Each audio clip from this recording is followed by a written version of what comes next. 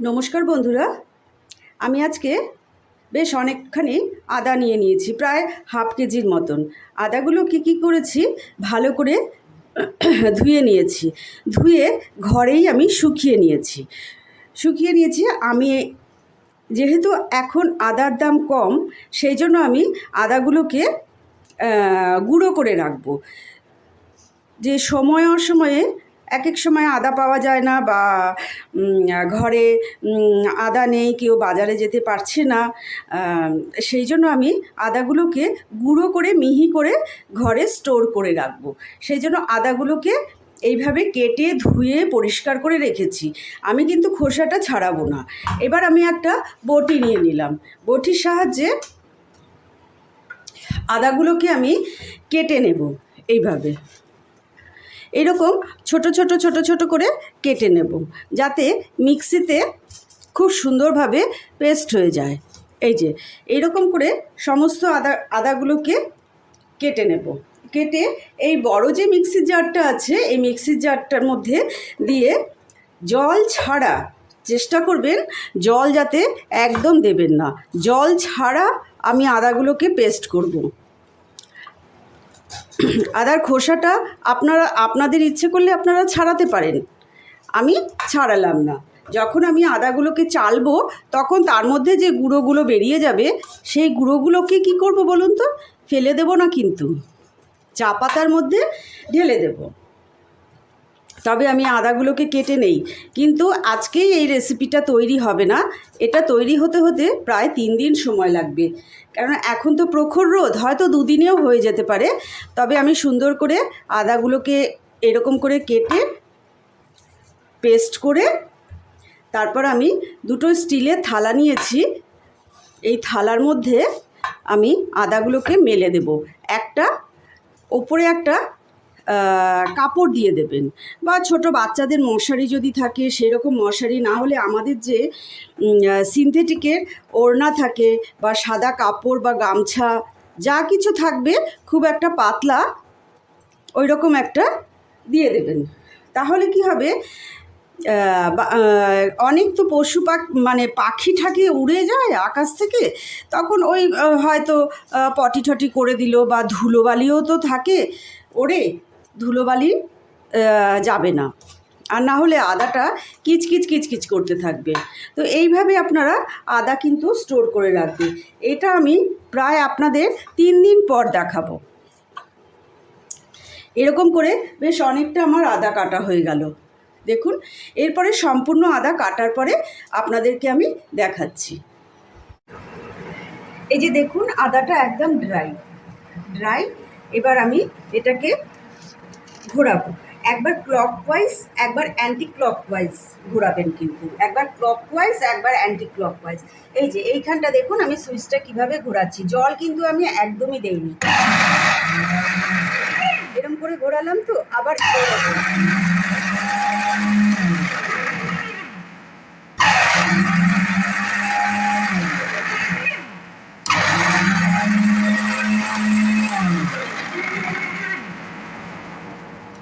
এখানে দেখুন, এখন এই যে এই স্প্যাচুলাটার সাহায্যে বা চামচের সাহায্যে এগুলোকে কিন্তু এরকম করে নেড়ে দেবেন, তাহলে নিচেরটা ওপরে, ওপরেরটা নিচে হয়ে যাবে। দেখুন কতটা গুঁড়িয়ে গেছে আমার। এইভাবে আমি সমস্তটাই করে নেব। এই যে দেখুন, আমি সমস্ত আদাগুলো গুঁড়িয়ে নিয়েছি, আর কিছু কিছু বড়ও আছে। আমি দুটো থালা নিয়ে নিয়েছি, স্টিলের থালা নিয়ে নিয়েছি। থালার মধ্যে কিন্তু কিচ্ছু লাগাইনি, প্লেন একদম। এইগুলো এখন ঢেলে দিলাম, আর এটাতেও কিছুটা ঢেলে দিলাম। সমস্তই আদাগুলোকে ঢেলে দিলাম। ঢেলে দিয়ে এখন সুন্দর করে এগুলোকে মেলে ছাদের উপরে দিয়ে চলে আসবো। 50-50 করে দেবো। যতটা বেশি ছড়াতে পারবেন, তত তাড়াতাড়ি কিন্তু শুকিয়ে যাবে। এইখানেও আমি 50% করে দিলাম, এখানেও 50% করে দিলাম। এখানে আমার হাফ কেজি আদা। এবার আমি শুকোতে দিয়ে আসছি। বন্ধুরা, আমি যে আদাগুলো কেটে মিক্সিতে করে রেখেছিলাম, ঘুরিয়ে রেখেছিলাম, সেগুলো দেখুন এখন এই রকম হয়ে গেছে। একদম কাঠের গুঁড়োর মতন লাগছে দেখতে। আমি এই দুটো স্টিলের থালাতে একটা দিয়ে ঢেকে আমি রেখেছিলাম। এইগুলোকে এখন এই মিক্সিটার মধ্যে, এই জারটার মধ্যে আমি গুঁড়িয়ে নেব। গুঁড়িয়ে একটা ছাঁকনির সাহায্যে ছেঁকে নিয়ে পাউডার করব। দেখুন এবার আমি মিক্সিতে গুঁড়িয়ে নিচ্ছি, সবটাই আমার হয়ে যাবে একসঙ্গে গোড়ানো। আমি এই যে এই জারের মধ্যে গুঁড়িয়ে নিয়ে এসেছি। দেখুন আমার হাফ কেজি আদার থেকে, যখন কিনেছিলাম হাফ কেজি আদা ছিল, হাফ কেজি আদার থেকে একটু কম আছে হাফ কেজি থেকে। তখন এই পর্যায়ে আমার বেরোলো আদা গুঁড়ো। এবার আমি এটাকে ভালো করে চেলে নেব। তাহলে একটা কথা বলি, একদিন আমি আদার গুঁড়ো কিনতে গিয়েছিলাম, তো আদার গুঁড়ো অনেক দাম বলল। আমি ভাবলাম আদার গুঁড়োর এত দাম, তা আদার গুঁড়ো বানানো যায় না ঘরে? তো সেইভাবেই আমি আদার গুঁড়ো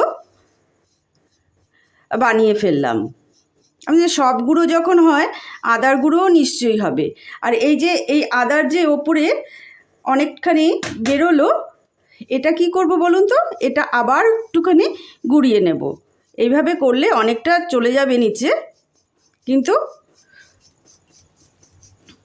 দেখি যতটা হয় এইভাবে গুঁড়িয়ে নেব। আর না হলে এই যে এটা আছে ছাঁকড়াটা যে বেরোলো, এটা চা পাতার মধ্যে দিয়ে দেবো, তাহলে চা পাতার গন্ধটা খুব সুন্দর হবে।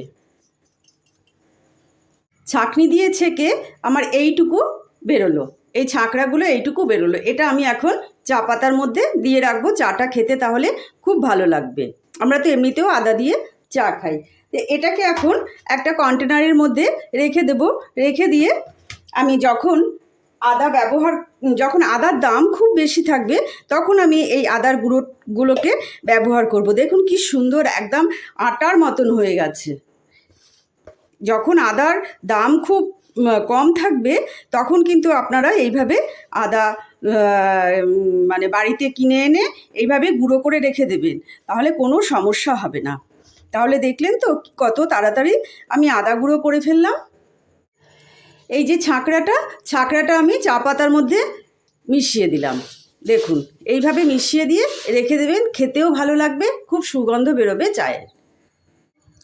এই যে আমি এই কৌটোটার মধ্যে ঢুকিয়ে রাখলাম। এবার আমি ফ্রিজে এটাকে স্টোর করে রাখবো।